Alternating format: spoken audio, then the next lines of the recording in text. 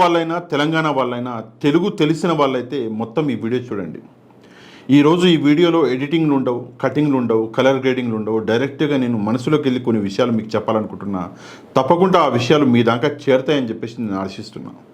నాకు ఆపరేషన్ అయ్యి 48 గంటలు ఇంకా అవ్వాలి. ఈరోజు సాయంత్రానికి 48 గంటలు అవుతాయి.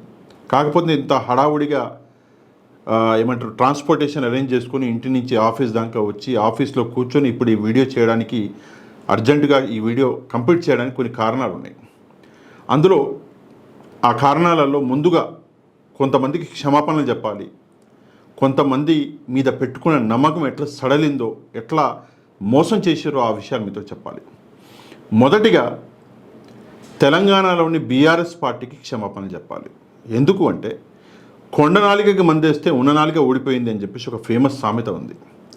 తెలంగాణలోని బీఆర్ఎస్ గవర్నమెంట్ అంటే పాత గవర్నమెంట్ ఎప్పుడైతే ఉండేనో ఆ సమయంలో కేసీఆర్ గారు అహంకారి, కేటీఆర్ అహంకారి, ప్రజల్ని కలుస్తలేడు, గద్దరన్నని బయట కూర్చోబెట్టిండు, అక్కడ అది చేసిండు, ఇక్కడ కాళేశ్వరంలో అది చేసిండు అని చెప్పేసి కొన్ని కారణాల వల్ల విమర్శలకి గురైపోయిండు కేసీఆర్. ఆ విమర్శించిన వాళ్ళల్లో నేను కూడా ఉన్నా.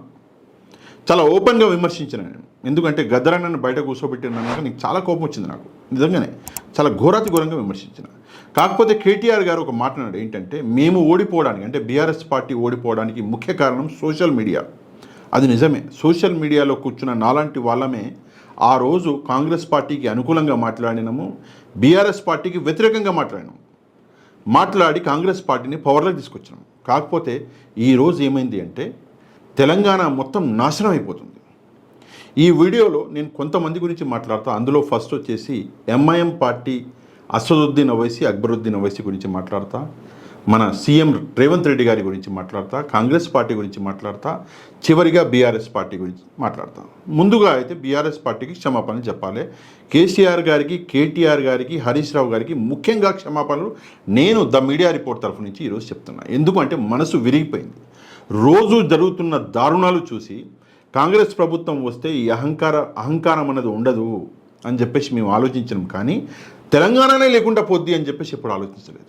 తెలంగాణ ఆత్మగౌరవాన్ని పక్కన పడేసి తెలంగాణ కోసం అమరులైపోయిన వీరుల ఆ బలిదానాలను పక్కన పడేసి ఈరోజు కాంగ్రెస్ రిమోట్ కంట్రోల్ గవర్నమెంట్ అయిపోయింది. ఢిల్లీ నుంచి వాళ్ళు ఏది నొక్కితే అదే ఇక్కడ జరుగుతుంది. ఇక నేను రెండే విషయాలు చెప్తానండి. 1969లో 369 మంది ఎవరైతే అప్పుడు తెలంగాణ కోసం పోరాడిన వీరులు ఉన్నారో వాళ్ళని కాల్చి చంపారు. ఆ చంపిన దొంగ నా కొడుకులు ఎవరు అని చెప్పేసి ఒక్కసారి ఆలోచించండి.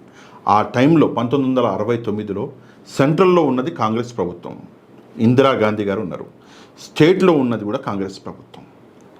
అయితే ఆ తగిలిన బుల్లెట్ ఎవరైతే అమరవీరులు ఉన్నారో 369 మంది చచ్చిపోయారో వాళ్ళకి తగిలిన బుల్లెట్ ఎవరిది, ఆ కాల్చిన గన్ను ఎవరిది, ఆ కాల్చినోడెవడు, వాళ్ళ వెనకాల ఉన్నోడు ఎవరు అంటే దానికి కాంగ్రెస్కి డైరెక్ట్గా సంబంధం ఉంది.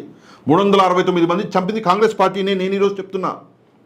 మొన్న 2009లో 2001 నుంచి 2014 వరకు ఏదైతే 1200 మంది అమరవీరులు చనిపోయారో తెలంగాణ కోసం, అందులో ముఖ్యంగా 1000కి పైగా మంది అమరవీరులు చనిపోయింది కాంగ్రెస్ పార్టీ వల్లనే. ఇంతమందిని పొట్టన పెట్టుకున్న కాంగ్రెస్ పార్టీ గురించి నేను ఆలోచించలేకపోయాను. ఆ రోజు నాకు ఒకటే కనిపించింది, కేసీఆర్ అహంకారి, కేసీఆర్ ఫామ్ హౌస్లో కూర్చుంటున్నాడు. అదే నేను ఆలోచించిన. కానీ లేదు, సమర్థవంతంగా పాలిస్తున్నాడు, ప్రజలకి మంచి చేస్తున్నాడు అని చెప్పేసి నేను ఆలోచించలేకపోయినా. నేను ఆ విషయంలో ఫెయిల్యూర్ అయిపోయినా. అందుకే నేను క్షమాపణ కోరుతున్నా కేసీఆర్ గారిని. ఒకటి. రెండో విషయం అక్బరుద్దీన్ ఓవైసీ, అసదుద్దీన్ ఓవైసీ ఎంఐఎం పార్టీ గురించి. ఇద్దరు అన్నదమ్ములు. వీరు తొత్తులు. ఎవరికి తొత్తులు అంటే పవర్లో ఎవడుంటే వాడికి తొత్తులు.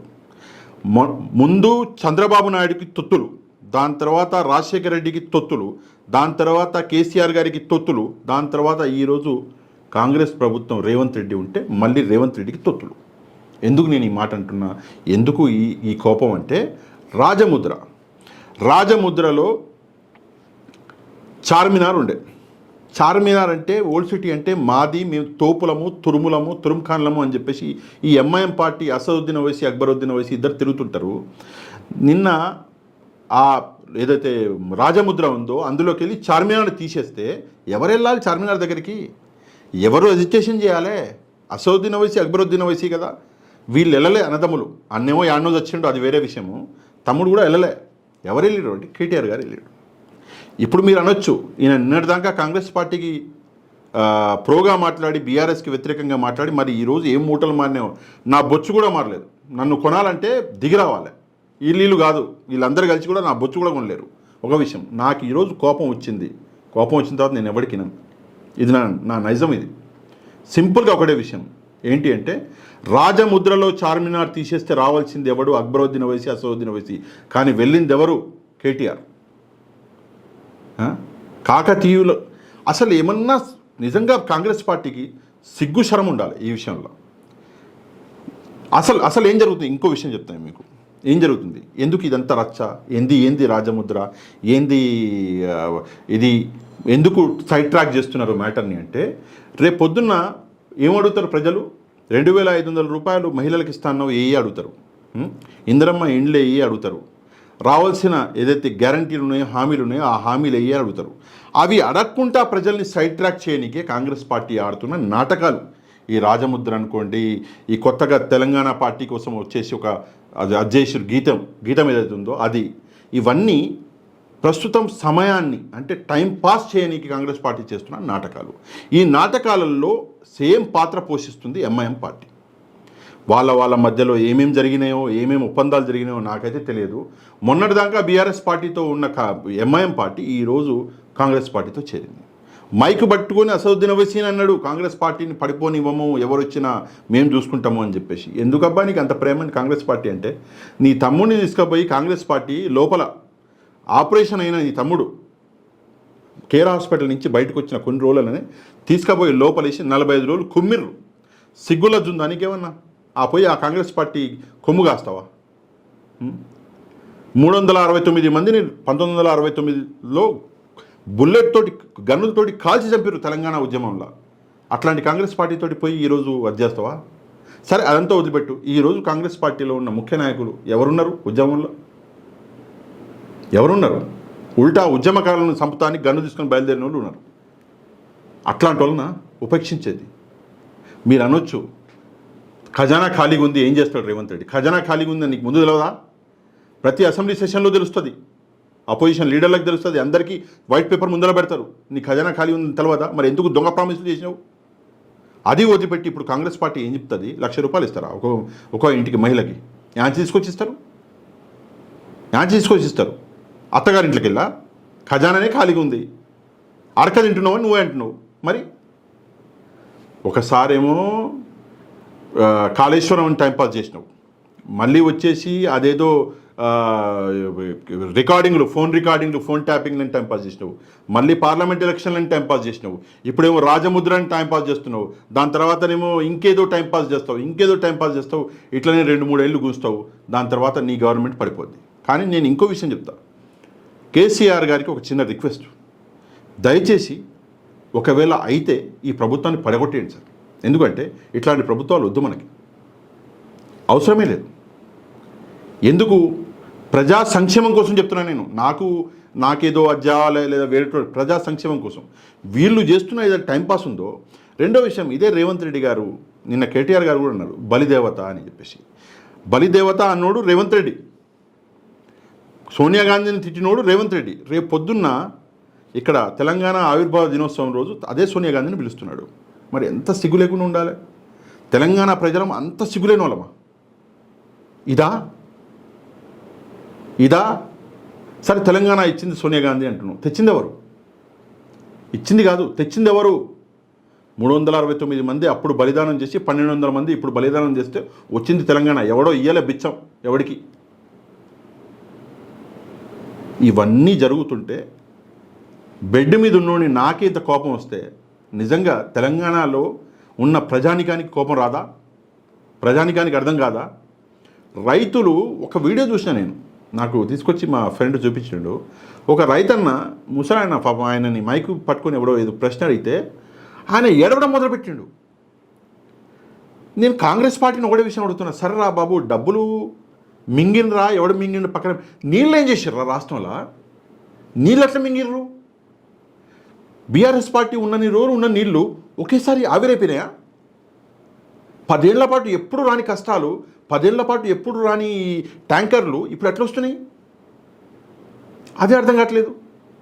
ఒక్క విషయం మాత్రం ఖచ్చితంగా చెప్తున్నారు, రేవంత్ రెడ్డి గారు మళ్ళీ ముఖ్యమంత్రి కాలేడు జీవితంలో.